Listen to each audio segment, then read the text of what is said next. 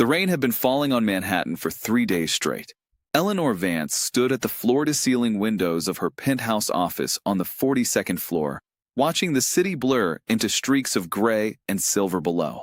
She held a ceramic mug of coffee that had gone cold an hour ago, and she hadn't noticed. She was too busy running numbers in her head, numbers that refused to cooperate no matter which direction she arranged them. Vance Group was bleeding out. The words tasted like copper in her mouth. Her grandfather had built this company from a single textile warehouse in New Jersey. Her father had transformed it into a diversified holding empire worth $3 billion. And her mother, brilliant, fierce, unconquerable Margaret Vance, had handed it to Eleanor with both hands and a dying whisper. "Don't let them take it from you, sweetheart." Not a single share.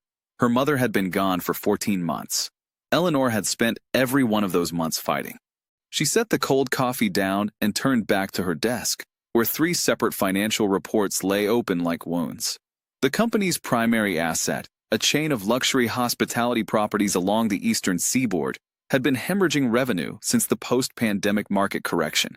2 of their largest investors had quietly pulled their commitments, and the bridge loan they'd arranged to cover operating costs was due for renegotiation in 60 days. 60 days. Her phone buzzed. She looked at the screen and felt the familiar contraction in her chest that Julian's name always seemed to produce lately. Not the flutter it had once been, something colder now. Something that felt like dread wearing the mask of obligation. She answered, "Have you looked at the Whitmore offer?" Julian's voice carried that particular quality it always had when he was being strategically reasonable, smooth, almost gentle, the way a scalpel is smooth. "Because I have to tell you, Eleanor, the board is going to pressure you into a corner by the end of the month. Whitmore's terms are actually quite generous, all things considered. Whitmore's terms include surrendering 48% of voting shares," Eleanor said flatly. "That's not generous. That's a hostile takeover with a bow on it. It's pragmatic." A pause. "Look, I know this company means everything to you. I know your mother. Don't." Her voice dropped to near zero. "I'm just saying there are realities here that sentiment can't fix. I'll come by tonight. We can talk properly." He hung up before she could respond. Eleanor stood in the silence for a long moment. Then she opened her desk drawer and retrieved a single sheet of paper, a financial breakdown of her personal assets, her accounts, her trusts, her property holdings. Her eyes stopped on the last line. Vance Estate, Ridgewood, New Jersey, assessed value $2.4 million. Current mortgage, $890,000. Her childhood home, her mother's garden, the house where she'd learned to walk and fall and get back up. She'd been avoiding the thought for weeks. But the math was merciless. If she converted the east wing into a rental unit, the ground floor with its private entrance, 3 bedrooms, its own kitchen, she could generate enough monthly income to buy herself another 6 months. 6 months to find a real investor. 6 months to turn the tide. It wasn't much of a plan, but it was a plan. She placed the rental listing on Thursday evening. By Saturday morning, she had 17 inquiries. Most she discarded immediately. Too many questions, wrong energy.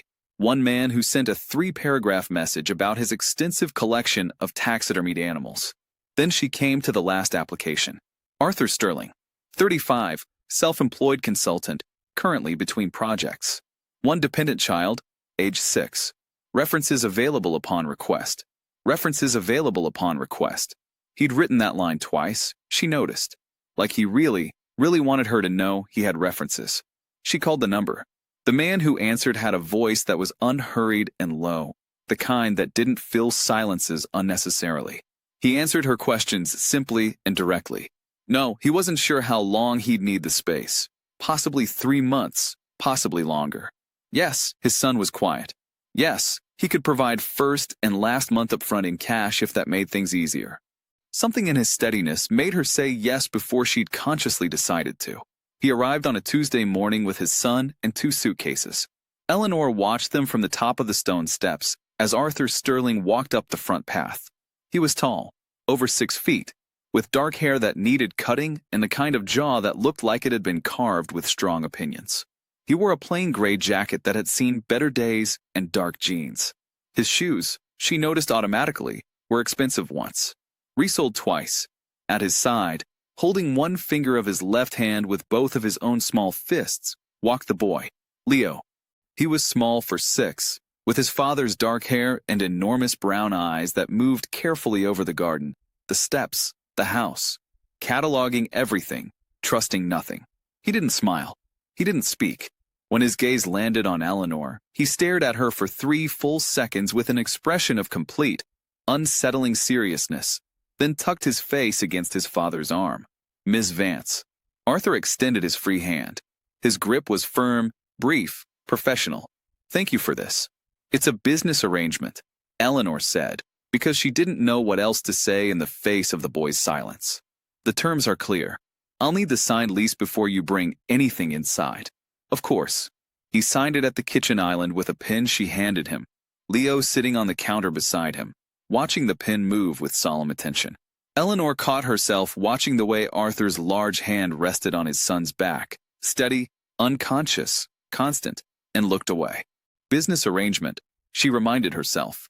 She went back upstairs and did not think about them for the rest of the afternoon. She was almost convincing. The thing about sharing a house with someone was that you couldn't pretend the house was empty. Eleanor had structured her life for years around the careful management of solitude. Her apartment in the city was a monument to controlled aesthetics, clean lines, neutral palettes, no clutter. She had a housekeeper who came Mondays and Thursdays and understood that conversation was not part of the service. She ate her meals at her desk or in restaurants where the ambient noise prevented any real intimacy with the experience of eating. The Ridgewood estate was different. It was her mother's house. Every room breathed memory, and now it breathed something else. At 7 in the morning on the 3rd day after the Sterlings moved in, Eleanor came downstairs in her robe to find the kitchen smelling of something that made her stomach contract with involuntary warmth. Coffee, yes, but also something buttery and soft, something that belonged to childhood. She stopped in the doorway. Arthur was at the stove. He'd clearly been up for a while. He was fully dressed in his worn jeans and a faded navy shirt, sleeves rolled to the elbows. Leo sat at the kitchen table in his pajamas, a glass of orange juice in front of him and a picture book open in his lap, though he wasn't reading it. He was watching his father cook with the focused, private attention of someone memorizing something important. Arthur turned and saw her. He didn't startle. "Morning," he said. "I made extra. You don't have to. I wasn't going to eat your food," Eleanor said, more sharply than she intended. A pause. Arthur turned back to the stove. "There's fresh coffee in the pot." She poured herself a cup and stood at the counter, and for a few minutes the only sounds were the soft sizzle of butter and the quiet pages of Leo's book. It should have been awkward. Somehow it wasn't, which Eleanor found more unsettling than awkward would have been. "Does he always read at breakfast?" she asked, not knowing why she was asking. "He looks at the pictures," Arthur said. "He likes maps. Any book with maps." She looked at the boy again. Leo had glanced up when he heard himself being discussed, and for a moment their eyes met. Then, with extraordinary deliberateness, he turned his picture book around and held it up to show her. It was a page depicting an illustrated atlas of the world's oceans, full of compass roses and sea creatures. "That's a good one," Eleanor said. Leo lowered the book. His expression did not change, but he didn't look away either. 2 weeks in, Eleanor developed a stomach flare-up, an old stress condition that her doctor had been warning her about for years. It hit on a Wednesday night when she'd been on back-to-back calls with lawyers and had forgotten to eat anything since a granola bar at noon. By 9 o'clock, she was curled on the couch in the sitting room off the main hallway, pressing a heated pad against her midsection and trying to review documents on her laptop through the pane. She heard the quiet knock at the sitting room door at 9:30. Arthur stood in the doorway with a bowl in his hands. Steam rose from it. "Ginger broth," he said. "Rice water base. My grandmother's formula." He paused. "You're not allergic to anything?" Eleanor stared at him. "How did you know I was?" "The heating pad. You had it plugged in when I passed through the hall an hour ago." He set the bowl on the coffee table and straightened. "You should eat something, even if it's just broth, especially if it's stress-related." "Are you a doctor?" "No." The corner of his mouth moved, not quite a smile. "I just pay attention." He left without waiting for her to thank him. She sat there for a moment, looking at the bowl of broth, at the careful spiral of steam rising from it. Then she picked it up and drank it slowly, and it was exactly what her body had been missing, and she felt profoundly, inexplicably close to crying for reasons she couldn't explain. She didn't cry. She finished the broth and closed her laptop and sat in the quiet house for a long time afterward. The moment with Leo happened on a Saturday. Eleanor was in the garden, her mother's garden, overgrown now in the way that gardens become when the person who loved them most is gone, sitting on the old wooden bench near the rose beds with her phone and a stack of papers. She'd been avoiding the garden for months. Something had driven her outside that morning without her fully understanding why. She heard the back door open and Leo appeared, picking his careful way across the stone path in his small sneakers. He stopped when he saw her. He looked at her. He looked at the roses. Then he walked to the bench and stood beside it. He didn't ask to sit down. He simply stood. "You can sit," Eleanor said. He sat, very small, very precise, leaving a careful foot of space between them. For several minutes they sat in silence. A bird moved in the hedges. The sun came through the clouds in a long, mild shaft and touched the rose beds, and the roses, even half-wild as they were, caught the light and glowed a deep, aching crimson. Then Eleanor felt it, the smallest possible pressure against the back of her hand. She looked down. Leo had placed 2 fingers, just 2, like a question, against her hand. She didn't move. She kept very still, the way you keep still when something wild and fragile comes close to you, because the slightest wrong motion might break whatever this was. After a moment, he opened his hand, and she turned hers over, and he set his palm against hers. They sat like that in the sunlit garden for a long time. Later, Eleanor would think of it as the beginning of something. Not the beginning of a story. The story had already begun. The beginning of her understanding that she was in a story, that something was shifting in the architecture of her carefully constructed life, and she wasn't entirely sure she wanted to stop it. Julian arrived on a Friday evening without calling ahead. Eleanor heard his car in the drive and looked up from her laptop with the low-grade tension his name now produced in her chest. She met him at the front door. He was handsome, Julian. Aggressively, symmetrically handsome in the manner of men who have always understood their handsomeness as an instrument. Dark blonde hair kept perfectly and expensively cut. Suits that cost more than most people's monthly rent. The easy, practiced warmth of someone who'd learned early that warmth was useful. He kissed her cheek and walked inside, and his eyes moved around the entrance hall with the assessing quality of a man cataloging assets.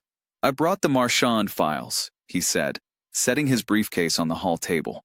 "And I thought we could have dinner. Just the 2 of us. I made a reservation at," he stopped. Arthur had come through from the kitchen corridor, carrying a glass of water and a small stuffed rabbit, one of Leo's things, left on the hallway bench. He paused when he saw them, and gave a single brief nod. "Evening," Arthur said. Julian looked at him the way men like Julian look at men who wear resoled shoes, with a specific and practiced dismissal that doesn't bother to hide itself. His eyes moved from Arthur to Eleanor and then back with the slow deliberateness of a performance. "This is the tenant." He said it at Arthur while speaking to Eleanor, as if Arthur were furniture that had been inexplicably placed in an inconvenient location. "Arthur Sterling," Arthur said. His voice was even. "You must be the fiancé." The words sat in the air with a neutrality that somehow managed to convey everything. Julian gave a short laugh. "Fiancé, yes. And I have to say, Eleanor, I thought the rental idea was a last resort, not a permanent arrangement. When did this?" He gestured at Arthur, at the house, at the general situation. "Begin exactly?" 3 weeks ago, Eleanor said. "And it's a business arrangement, Julian. I've explained." "A man," Julian said, his voice sharpening beneath its surface pleasantness. "A man, living in your home. With a child, I'm told. I find out from Carol at the office instead of from my fiancé." His eyes returned to Arthur with something that had given up the pretense of politeness entirely. "No offense, buddy, but this setup is a little irregular, don't you think? What exactly do you do for work?" "Consulting," Arthur said. "Consulting." Julian repeated it the way people repeat words they find amusing. "And the consulting has you in Ridgewood, New Jersey, renting a floor of someone else's house." "Julian." Eleanor's voice went flat. "I'm just asking questions, darling. You're being rude in someone else's home." The silence that followed was made entirely of different textures. Julian's was hot, the controlled heat of a man who'd expected no resistance. Eleanor's was cool and deliberate. Arthur's was something else. He stood very still, looking at Julian with an expression that gave away nothing, and there was something in that stillness, something that didn't match the worn jacket, the resoled shoes, the careful plainness of everything else about him. That made Julian look away first. It was brief, the smallest concession, but Eleanor saw it. Julian put his arm around Eleanor's shoulders. "Let's talk inside, darling." He guided her toward the study without asking. Arthur watched them go. Then he turned toward the stairs with Leo's stuffed rabbit still in his hand, his expression unchanged. Later, after Julian's car had finally left the drive, after Eleanor had sat through dinner she couldn't eat, and a conversation that was essentially Julian explaining to her, very patiently, that emotional decisions were not the same as financial ones, she found Arthur in the garden.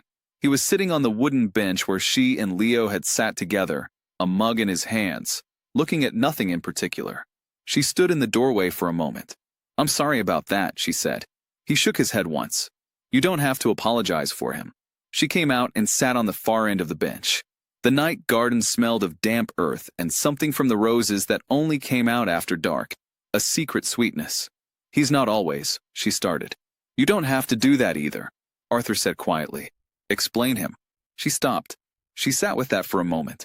"Did you get Leo settled?" she asked instead. "He's asleep." A pause. "He liked the roses today? He asked me if we could come back tomorrow." He asked. She turned to look at Arthur. Leo had not yet spoken a single word in her presence. Arthur's expression softened in a way it rarely did. He pointed at the garden and looked at me like a question.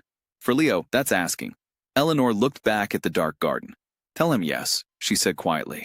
The following Saturday, Arthur did something no one in Eleanor's recent memory had done. He turned off her phone. She was at the kitchen table with 3 phones and a laptop open, working through what was supposed to be a morning of calls with investors in London, when Arthur came in, looked at the chaos of devices and papers and the tight, gray exhaustion on her face, and said, "Come with us. I have calls in 2 hours. My schedule. Your schedule is going to be there Monday." He picked up her personal phone, hit the Do Not Disturb button with the calm certainty of someone who has made a decision and is not particularly interested in debating it, and set it face down on the table. "Leo wants to show you the creek he found. He's been talking about it all week." She looked up sharply. "He's been talking?" Arthur's mouth curved. It was the closest he usually got to a real smile, and it did something complicated to the air in the room. "Signing, pointing, pulling at my sleeve with extreme persistence. For Leo, that's a speech." She went. The state park was 40 minutes north of Ridgewood, where the land opened into hills and the trees were going gold and amber in the early autumn cool. Arthur drove, his car, an unremarkable dark SUV that was somehow exactly clean enough to be comfortable without suggesting any particular level of wealth, and Leo sat in the back seat with his atlas open on his lap, periodically holding pages up to the window, as if checking the landscape against his maps. Eleanor sat in the passenger seat and watched the city dissolve behind them and felt, for the first time in months, as though she might be able to breathe all the way down. At the creek, Leo moved with sudden, fluid freedom that she'd never seen in him before. He picked his way over the rocks with sure-footed precision, shoes immediately soaked, utterly unconcerned. He found a stick. He found 3 interesting stones. He found a small pool behind a boulder where the water moved in a perfect slow circle, and he crouched there for 10 minutes in complete contentment, watching the eddy turn. Eleanor sat on a flat rock above the bank, and Arthur sat near her, and they talked. It started with nothing particular: the weather, the trees, the way the light came through the yellow leaves. Then it drifted, the way conversations drift on easy days, without agenda. She told him about the first time she'd convinced her mother to let her wear heels to a board meeting at 16. He told her about a summer he'd spent in Maine when he was young, working a lobster boat, learning that the sea had no patience for people who thought they were important. She laughed at that. A real laugh, unbidden, the kind that surprised her. "You don't do that very often," he said. "Laugh. Like you mean it." She looked at him. The afternoon light was low and generous, and it sat on his face with a particular warmth, and she noticed, not for the first time, that his eyes were not the dark brown she'd initially assumed. They were a deep, amber-flecked hazel that changed with the light, and they were watching her now with an attention that was serious without being heavy. She looked away at the creek. Tell me something true, she said. She wasn't sure why she said it. A long pause. Below them, Leo had moved to a new rock and was balancing on it with his arms out, his face turned up to the last of the afternoon sun. My wife's name was Claire, Arthur said. His voice was quiet, entirely steady. She died 2.5 years ago. An accident. It wasn't dramatic. A car, in the rain. She was coming home from a work event. And then she wasn't coming home at all. He paused again. Leo was 3. He stopped talking about 2 weeks after. The doctors said it wasn't physiological. They called it a grief response. I called it the most heartbreaking thing I'd ever seen. Eleanor said nothing. She listened. I fell apart for about 4 months, he continued. Badly. I was in no condition to take care of him or myself. I was surrounded by. I had a life that looked very successful from the outside. A lot of people, a lot of noise, and not one single thing in it helped me. He looked down at his son, moving carefully along the edge of the creek. The only thing that helped was him. Watching him get up every morning and face a world that had just taken his mother from him, and still finding things worth paying attention to. Stones, maps, the way water moves. He stopped. So you left, Eleanor said. I needed to simplify. Somewhere quiet, where I could just be his father. A ghost of something crossed his face, where the noise couldn't find us. Eleanor thought about the noise she lived in, the constant, multiplying noise of impending loss, of the company, of her mother's memory, of the woman she'd thought she was building herself to be. My mother used to say that grief and ambition are the same animal, she said. They both make you forget to sleep. Arthur looked at her. She was right, Eleanor said. I've spent 14 months trying to prove that I'm not afraid of losing everything she built. And I'm terrified. I'm absolutely terrified. The admission sat between them, clean and weightless, the way true things sometimes feel when you finally say them out loud. Below, Leo had picked up 3 flat stones and was attempting to skip them on the surface of the creek's slow pool. The first one sank immediately. The second skipped once. The third bounced 4 times, a small miracle of physics, and Leo turned and looked straight up at Eleanor with enormous, amazed eyes. She pressed her hand to her mouth. 4, she called down to him, holding up 4 fingers. Leo looked at his 4 fingers. He held them up. He did not smile exactly, but there was something in his face that was the architecture of a smile, and it undid Eleanor so completely that she had to look at the water. Beside her, Arthur was very quiet, but he moved his hand on the rock, and his fingers rested close to hers, and neither of them moved away. The call came at 2 in the morning. Arthur had stopped truly sleeping after Claire died. He'd learned to rest in the shallow, surface-listening way of new parents and soldiers, aware at some level of every sound in the house, every shift of breath. So when his phone vibrated on the nightstand with a number he recognized but hadn't expected, he was awake before the second buzz. He took it to the window. Sterling. The voice on the other end was Thomas Greaves. 8 years as his chief intelligence analyst before Arthur had walked away from all of it. Careful, brilliant, and constitutionally incapable of idle contact. If Thomas was calling at this hour, it was because something needed to be said. Tell me, Arthur said. Cross has been busy. A pause, the clicking of keys. We've tracked 3 separate asset transfers in the last 6 weeks. Shell company in the Caymans, beneficial ownership traced back to Cross through 2 intermediaries. He's been systematically moving operating capital out of Vance Group's subsidiary accounts. Small enough amounts that the quarterly audit won't flag them individually, but the aggregate is significant. North of 40 million.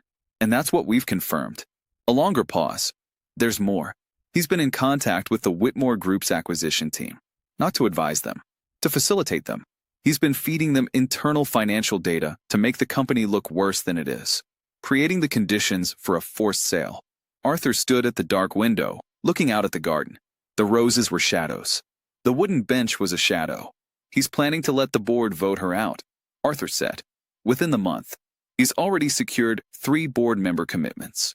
He'll move to declare her unfit to manage, invoke the emergency provisions in the founding charter, and push through the Whitmore deal as a lifeline. His fee from Whitmore for the facilitation is structured as a consulting contract, $12 million, paid through the same Caymans entity. Arthur was quiet for a long moment. Can you give me the complete documentation package? Chain of custody intact. I can have it ready in 48 hours. Wait, Arthur said. Don't move yet. I need the timing to be right. You're going to let it get worse before you fix it. I'm going to let him show his whole hand before I take it. Arthur looked at the garden, at the bench. Get me everything. And Thomas, keep this tight. He hung up and stood in the dark for a long time. He thought about Eleanor that afternoon at the creek. The way she'd said, I'm absolutely terrified, with the simple directness of someone who had run out of the energy to pretend otherwise, and how much he'd wanted, in that moment, to simply tell her, I know, and it's going to be all right.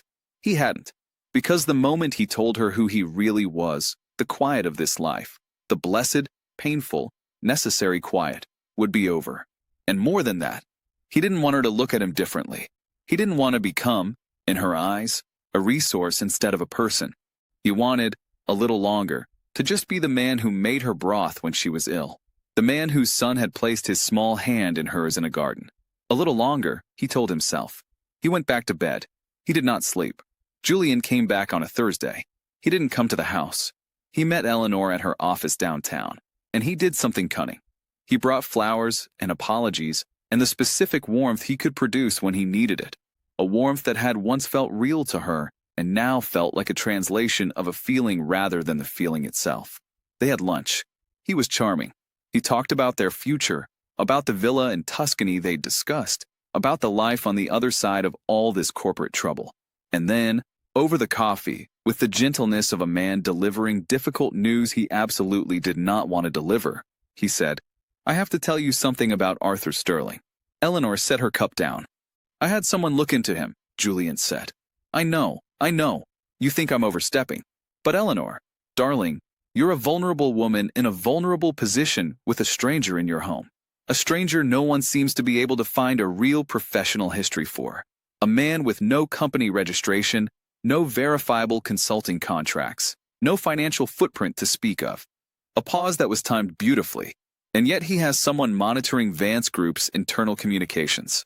I have a source inside your IT department who flagged unusual access attempts, originating from an IP address registered to your home network.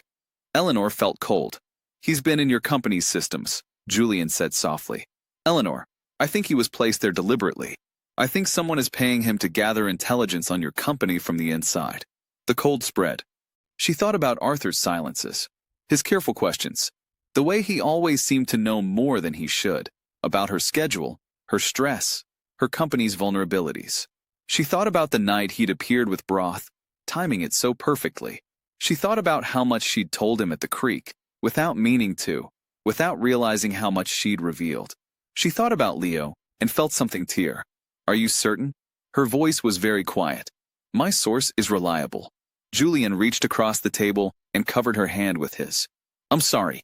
I genuinely am. I know you've become attached. She drove home. Arthur was in the garden with Leo, who was weeding, or attempting to, with the intense, methodical focus he brought to everything. The rose bed that Eleanor had been unable to tend herself. Arthur crouched beside him, guiding his small hands away from the roots, patient as a man who had all the time in the world. Eleanor stopped on the path. Something in her looked at that picture, the big man and his small son in the afternoon light, working together in the garden her mother had loved, and felt the tearing again, deeper and in a different place. But the cold was also there, Julian's words laying ice over everything. Arthur, her voice came out harder than she intended. I need to speak with you. He straightened. He read her face in one look, and his expression shifted, not to guilt, she noticed, but to something more careful. A watchfulness. Eleanor, were you accessing my company's network? She crossed the distance between them with each word. Were you in my internal systems? Is that what the consulting is? Gathering information? Reporting to someone? Leo had gone very still. Let me explain, Arthur began. Tell me yes or no. Her voice broke on the last word. After everything, after this past month, just tell me yes or no. Arthur looked at his son. Leo was looking between them with eyes that had grown very large. His small hands clenched in the dirt, and Arthur saw, as he always saw, because he was always watching, the trembling that started in the boy when voices grew sharp, the breath that quickened, the too-still body that was the opposite of calm. The thing that broke Eleanor wasn't Arthur's answer. It was Leo. Because Leo, without a sound, without a single word, stood up from the garden and walked to his father's side and pressed his face into Arthur's hip and held on, and his small shoulders were shaking. Arthur's hand went immediately to the back of the boy's head. "Hey." His voice dropped, transformed. "Hey, buddy. It's okay. We're okay." Leo's shoulders kept shaking. Eleanor's anger collapsed under the weight of something she couldn't name. She pressed her hand over her mouth. "I need you to hear me out," Arthur said quietly, over his son's head, looking at Eleanor with an expression she would think about for a long time afterward. It wasn't anger. It wasn't guilt. It was something that looked, terribly, like grief. "I need you to let me explain. I think," she started, and her voice was unsteady. "I think you should stay somewhere else. For now, while I try to think." The silence lasted for 3 heartbeats. "Okay," Arthur said. His voice was even, but she could see the cost of it. "Okay, we'll go." He looked at her steadily. "But Eleanor, listen to me. Don't sign anything. Whatever Julian brings you, whatever the board tells you, don't sign anything." She didn't ask him why. He took Leo inside. She stood in the garden alone, among the half-weeded roses, and she pressed her hands against her sternum where the tearing ache had settled, and she did not understand why she felt as though she'd just made the worst mistake of her life. The house felt wrong without them. Eleanor hadn't anticipated that. She'd lived alone in this house for a year before they arrived. She knew every creak of its floorboards, every way the evening light moved through its rooms. It should have felt the same. It didn't. The kitchen smelled of the coffee she made herself, which was good, but not the same as the coffee that had appeared already made when she came downstairs. The garden bench sat empty in the gray October mornings. There were no maps left on the kitchen table, no small shoes by the back door, no evidence anywhere of the careful, specific life that had been briefly grafted onto hers. She worked. She worked more than she'd ever worked before, because work was the only available anesthesia. The board meeting was called for the following Wednesday. She received the formal notice from the company secretary. A single email, clipped and impersonal, as though the 12 years she'd been a presence in Vance Group's boardroom had reduced to the same bureaucratic indifference given to any agenda item. Emergency session, extraordinary circumstances, financial review and governance assessment. She called her lawyer. Her lawyer confirmed what she already knew. 3 of the 7 board members had submitted a formal request for an extraordinary general meeting, citing concerns about management performance. Under the founding charter's emergency provisions her grandfather had written for an entirely different kind of emergency, a majority vote could temporarily suspend the chief executive's authority pending a financial review. "Can we challenge the process?" Eleanor asked. "We can slow it down. But the bridge loan documentation they've submitted, it shows the company in technical breach of several covenant conditions. If that's accurate, it's not accurate," Eleanor said. "Those numbers have been manipulated." A pause. "Do you have evidence of that?" She thought of Arthur's face in the garden. "Don't sign anything." "I'm working on it," she said. She wasn't. She didn't know where to begin. Wednesday arrived without mercy. The boardroom was on the 28th floor of the Vance Group headquarters building, a room her grandfather had designed with the specific intention of conveying permanence and authority. Dark paneling, long mahogany table, the family portrait in oils above the credenza, her grandfather, her father, her mother. 3 faces that watched the room with the dignified expectation of people who assumed their line would hold. Eleanor walked in at 9:05. Julian was already there, standing at the far end of the table with the Whitmore Group's lead counsel and 2 of the board members whose commitments had, apparently, been secured. They were talking with the ease of people who have already decided how the day ends. The other board members filed in. Some met Eleanor's eyes. Several did not. Julian presided over the opening with the professional warmth he wore like a second suit. He laid out the financial situation with slides and documents, and every number told a story of catastrophic mismanagement, and every number was wrong in ways that Eleanor could feel but not precisely prove, not with what she had. Not today. He let it run for 40 minutes before he turned to her. "Eleanor." He set a document on the table in front of her and pushed it toward her with 2 fingers. "The board believes this is the most responsible path forward. Whitmore Group's acquisition offer preserves jobs, honors the company's legacy, and ensures the Vance name continues. All we need is your authorization to proceed." She looked at the document. She didn't pick it up. "You lose everything if you don't sign," Julian said, and now that there were enough witnesses, now that he'd calculated the room, the gentleness was gone. The smile remained, but only as architecture. The thing inside it was something else entirely. "Sign it, Eleanor. At least walk away with your dignity." She thought of her mother. She thought of the garden. She thought of a little boy's solemn eyes turning a picture book toward her to show her an illustrated atlas of the oceans. Her hand found the pen. Her hand was shaking that "don't sign anything." She held the pen above the paper. The room was very still, and then the boardroom doors opened. The sound of the doors was not dramatic. They didn't crash open. They were simply pushed, with the calm authority of someone who has never needed to perform strength because the real thing requires no performance. Arthur Sterling walked in. He wore a suit that cost more than Eleanor's car. Not flashy. Nothing about it announced itself loudly, but the kind of clothes that were cut from materials that moved differently than ordinary fabric, that draped on a person in a way that the body seemed designed for. The jacket was charcoal with a subtle structure that made his shoulders look like architecture. His tie was the color of deep water. His shoes were black and new, and he walked in them the way he walked in everything, with the unhurried certainty of a man who owned the ground beneath his feet. He walked in with 8 people behind him. Eleanor recognized 2 of them, Thomas Greaves, whose name she'd heard in financial circles for years, and Catherine Park, the former deputy chairman of the Securities and Exchange Commission.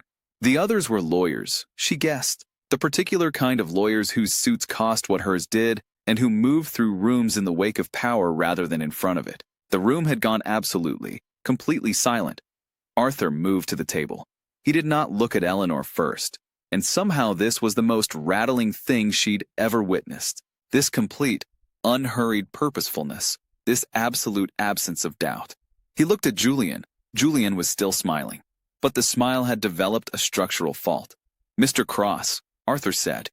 His voice in this room, in this moment, was the same voice he'd used at 7 in the morning over a pan of eggs, the same low register, the same unhurried pace. It was somehow, now, the most terrifying voice she'd ever heard. "My name is Arthur Sterling, and I think you've been hoping I wouldn't come." Julian's mouth moved. "I don't know what you think you're doing, but this is a private board meeting." "Yes." Arthur opened the briefcase that Thomas Greaves had placed at his side, which is exactly where this kind of documentation belongs. He placed a bound file in front of Julian. He placed identical copies in front of each board member. He placed one directly in front of Eleanor, and when he did, his eyes met hers, briefly, fully, and for the first time since the garden, she could breathe. "What you're looking at," Arthur said to the room, "is the complete financial forensics of a fraud scheme that has been running inside Vance Group for approximately 11 months. Shell corporations in the Cayman Islands, the beneficial ownership of which traces to Mr. Cross through 2 holding entities. Asset transfers totaling $47 million, structured to avoid detection at the quarterly audit level, and a documented facilitation arrangement with Whitmore Group, for which Mr. Cross is set to receive $12 million upon successful completion of the acquisition he has been engineering from the inside." The room was not merely silent. It was the kind of silence that happens after an explosion, when everything that was solid has become air. "The financial reports presented to this board today," Arthur continued, "contain manipulated covenant data. The original, unaltered figures, provided by your external audit firm, who were not aware of what they were being compared against, show Vance Group in technical compliance with all loan covenants. Ms. Vance has not mismanaged this company. She has been systematically sabotaged." One of the board members, the oldest one, Richard Alderton, who had known Eleanor's mother, opened the file in front of him. He read for 30 seconds. Then he set it down and removed his glasses and pressed his fingers to his eyes. "My firm," Arthur said, "Sterling Capital Management, is prepared to provide an immediate bridge financing facility of $200 million to Vance Group, at terms that allow full repayment flexibility over 5 years. This offer is unconditional. It is made without any demand for equity stake, board representation, or governance rights." He paused. "I think this board has everything it needs to make its decisions." Julian had not moved since Arthur had placed the file in front of him. He was still sitting in his chair, very precisely, The way a person sits when their legs have stopped working and they haven't yet admitted it. His face had the quality of a landscape after all the weather has been drained out of it. He started. This is all fabricated. This man, before you continue, Catherine Park said pleasantly, stepping forward. I should introduce myself. I'm Mr. Sterling's legal counsel, and also the former deputy chairman of the SEC. The documentation my team has compiled has been independently verified by 2 forensic accounting firms and will be submitted to the Securities and Exchange Commission and the Manhattan District Attorney's Office this afternoon. She smiled at Julian with the warmth of a glacier. I'd strongly recommend you stop talking and call a lawyer. The boardroom doors opened again. 2 men in plain clothes walked in. One showed a badge. He looked at Julian and said, Mr. Cross, if you'd come with us, please. Julian stood. He looked at Eleanor once, a look that was supposed to carry contempt, but carried instead the hollow recognition of a man who had miscalculated everything. And then he looked at Arthur, and the contempt collapsed entirely. He walked out between the 2 men without another word. The room exhaled. One of the board members was already on his phone, speaking in a low, urgent voice. Richard Alderton had closed his file and was looking at Eleanor with an expression that contained apology and relief in equal measure. The Whitmore Group's counsel had gathered his papers and left without speaking. Eleanor had not moved. She was still sitting with Julian's signed document in front of her and Arthur's financing offer in her hands, and she was trying to process the last 10 minutes against the backdrop of everything she believed for the last several days, and the architecture of her assumptions was in rubble. Arthur dismissed his team with a word and a gesture, not imperious, just efficient, the motion of a man accustomed to directing large amounts of human energy, and they filed out with the quiet purposefulness with which they'd arrived. Thomas Greaves paused at the door and looked at Arthur with an expression of professional satisfaction, a soldier regarding a successful operation. Arthur gave him a single nod. The boardroom emptied. Eleanor and Arthur sat at opposite ends of the mahogany table, her grandfather's portrait watching from the wall. Arthur Sterling Capital Management, Eleanor said finally. Her voice was not steady, but it was there. Wall Street's, you're the Arthur Sterling. You left 6 years ago. Everyone thought you'd burned out, he said. That was the polite version. And instead you moved to New Jersey, rented a floor from a woman who needed the income, and looked at me like I was a problem she hadn't budgeted for. The corner of his mouth moved. I thought you should know that's the most accurate description of how I felt about myself at that point. Eleanor looked down at her hands. They were not shaking anymore. The IP address. The network access Julian mentioned. I was monitoring your company's systems, he said directly. Not for Julian, and not to report to anyone. Because the moment I understood what was happening to you, I needed to understand the full scope of it. I should have told you. He held her gaze. I was afraid that if I told you the truth about who I am, about what I was doing, you'd look at me differently. She looked at him. She looked at the expensive suit and the steady hazel eyes and the man who had made her broth at 9:30 on a Wednesday night and sat beside her on a creek bank and told her the truth about grief.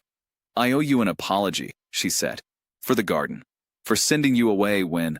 No, he said quietly. You owed yourself protection. You took what you were given as evidence and you acted on it. That's not a failing, Eleanor. That's survival. She thought of something. Leo, is he? He's at Thomas's house with his daughter, who he apparently considers his second best friend after you. Eleanor felt the tears arrive without warning. Not the messy, out-of-control kind, but the quiet kind. The ones that come when something you've been holding very tightly is suddenly, carefully, taken from you. She pressed 2 fingers to the corner of her eye and breathed. The money, she said. The financing. It's yours. No strings. He reached inside his jacket and placed a single-page document on the table. Read it. Have your lawyers look at it. I had it drawn up without any equity provisions because that's not what this is. Arthur. She looked at the document and then at him. What is this? He looked at her for a long moment. I told you part of the truth at the creek, he said. I did walk away from Wall Street. I didn't need to simplify. All of that is true. He paused. The part one didn't tell you is that simplifying is a temporary project. I was always going to go back. I just needed to find a reason that was worth going back for. The boardroom was very quiet. The afternoon light through the high windows was long and golden, the particular gold of October in New York, and it lay across the mahogany table between them like something you couldn't hold. "How's your stomach?" Arthur asked, so unexpectedly that she almost laughed. "Terrible," she said. "How do you think? I know a good recipe for broth." This time she did laugh. One real, unbidden, almost painful laugh that broke the tension of the room the way the fourth stone had skipped across the creek. And Arthur watched her laugh with the expression of a man who has been waiting, with extraordinary patience, for precisely this sound point 3 weeks later. On a morning in early November, when the first serious frost had found Ridgewood overnight and covered the garden in a thin, bright skin of white, Eleanor drove north. The Vance Group board had formally acknowledged her role in exposing the fraud at an extraordinary session 6 days after Julian's arrest. The bridge financing from Sterling Capital had stabilized the company's immediate cash position. The forensic accounting review was ongoing, but the preliminary findings had already been submitted to the DA's office, and Julian's lawyers had apparently advised him, strongly, not to say anything to anyone about anything. The Whitmore acquisition was dead. Eleanor had spent the first 2 weeks in a controlled intensity of work that was different from the anxious, fear-driven work she'd been doing for a year. This was purposeful work, the work of someone who knew where the ground was. She rebuilt the investor communication strategy, brought in a new CFO, and had 2 genuine conversations with her board. Not the performances they'd been, but real conversations, the kind her mother used to have. She had not called Arthur, not because she didn't think about it. She thought about it with unreasonable frequency, and in particular she thought about the way he'd said that's not what this is when she'd asked about the financing, and the way he'd looked at her in the moment before he said it she'd been afraid to call, which was, she recognized, absurd for a woman who'd spent the last year staring down a company's potential collapse without flinching. But fear of a falling stock price and fear of calling someone and having them not pick up are entirely different animals. She called Thomas Greaves instead.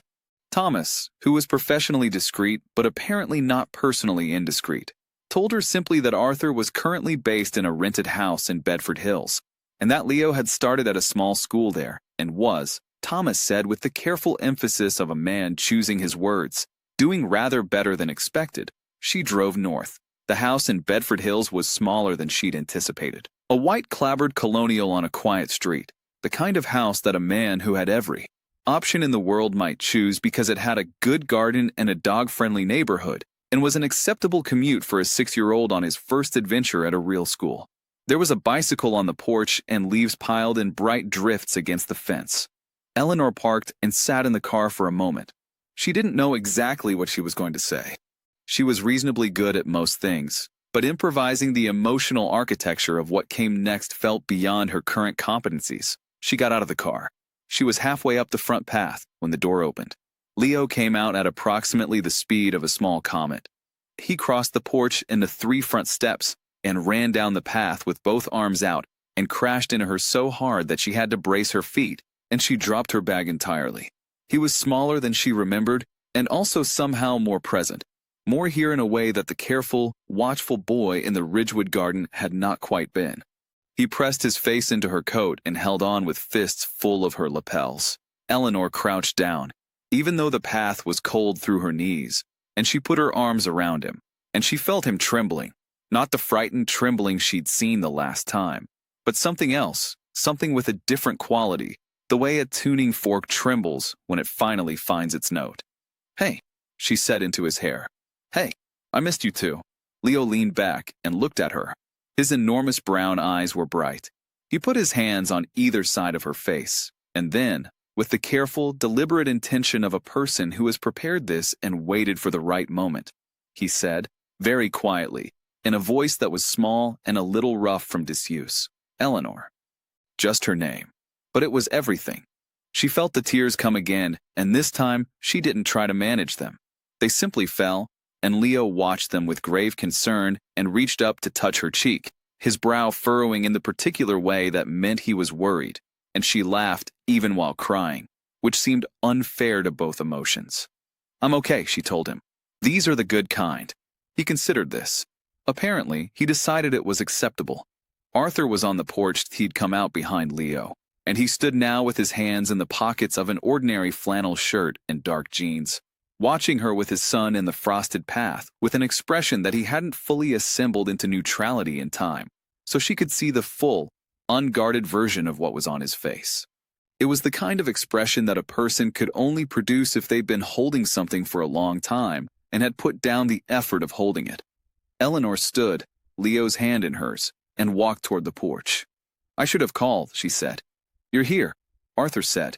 As if that were the only relevant fact, she stopped at the bottom of the porch steps. "I don't know how to do this," she said honestly. "I am very good at my job, and I am very bad at." She gestured between them. "This." "I know," he said, with a warmth that suggested this did not worry him.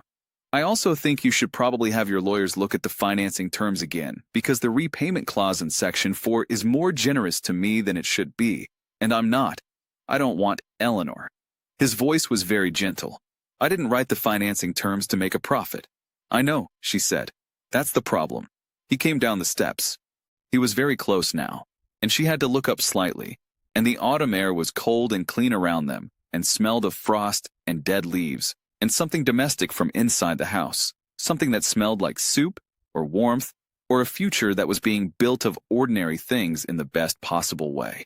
"The problem," he said carefully, "or the thing you've been thinking about for the past 3 weeks?" "Both," she said. His hand came up, slow, giving her all the time in the world to step back if she needed to, and touched her jaw, and tilted her face, and she had been standing in the cold for too long to pretend she was cold anymore. "I'm coming back to Sterling Capital," he said quietly. "Properly. Leo's ready. I'm ready." His thumb moved once. "There's something I want to do that requires being in the city again." "What's that?" "Take someone to dinner," he said. "At a restaurant where the ambient noise is appropriate and the menu doesn't require any financial analysis to navigate." She almost smiled. "That's a very modest ambition for a man who just saved a billion-dollar company." "I have modest ambitions in some areas," he said. "And then some." She put her hand over his. Leo had not let go of Eleanor's other hand throughout this entire exchange. He stood between them, looking up at his father and then at Eleanor with the profound, unsentimental attention of a child who is watching something he has been waiting for without being able to name it.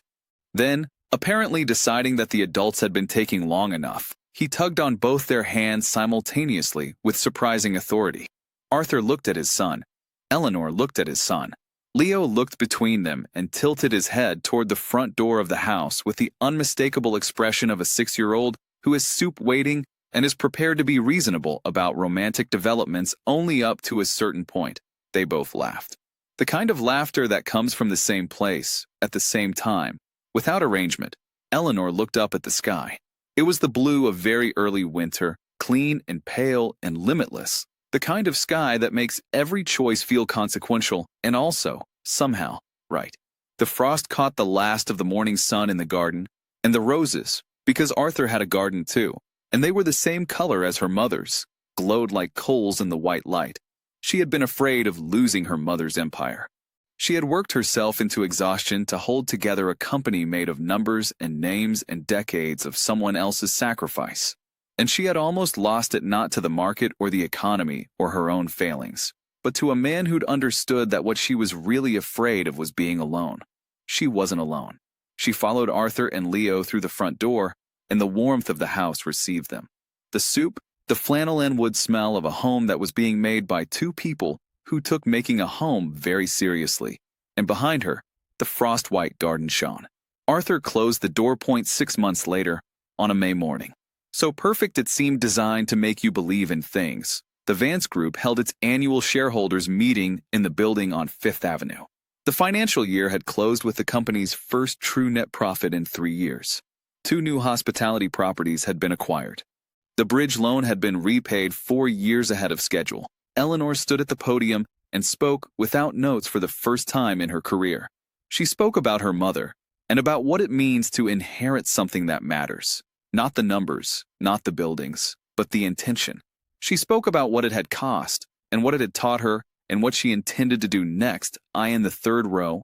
Arthur sat with Leo on one side of him.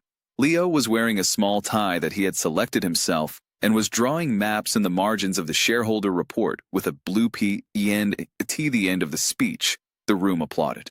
Eleanor looked out over the audience and found the dark hazel eyes in the third row, and she smiled. The real kind. The kind that had surprised her the first time it came. Arthur smiled back. Leo held up his map. IT showed Ridgewood and Bedford Hills and Fifth Avenue, connected by careful, deliberate lines, as though he had been charting the route all along. As though he'd always known where it ended, that though home was somewhere you could draw a map to, if you paid enough attention.